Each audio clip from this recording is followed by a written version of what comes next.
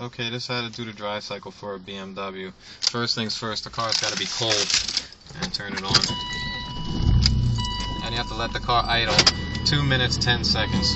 And this is helpful with BMW because it's got this little timer here. And you just click the timer on. So 2 minutes 10 seconds to let it idle. Now it's got to be from cold. You can't do it while the car is already warmed up. And this will make your secondary air system and your evap leak detection turn back on. The second thing you have to do is you have to accelerate to 20 to 30 miles per hour. That's after it's been sitting for 2 minutes 10 seconds.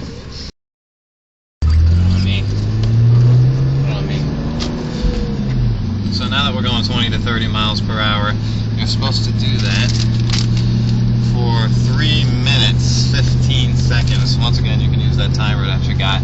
And don't go over 30, don't go under 20 miles per hour.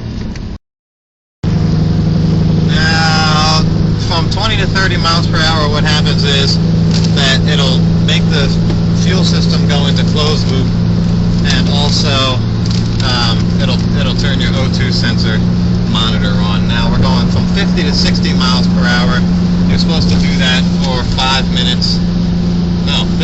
minutes, from 50 to 60 miles per hour. Now you can't touch the brake pedal, you can't push the throttle a lot. There can't be a huge change in the throttle, and you can't go over 60 or else everything will reset and you got to do it back from the beginning.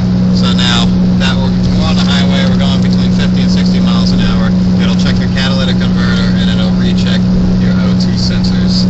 So now after you're done that, driving 15 minutes from 50 to 60 miles per hour, you slow down, you come to a stop, and you let it idle for 5 minutes.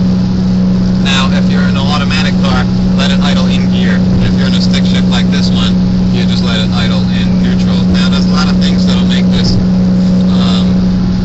stop on you.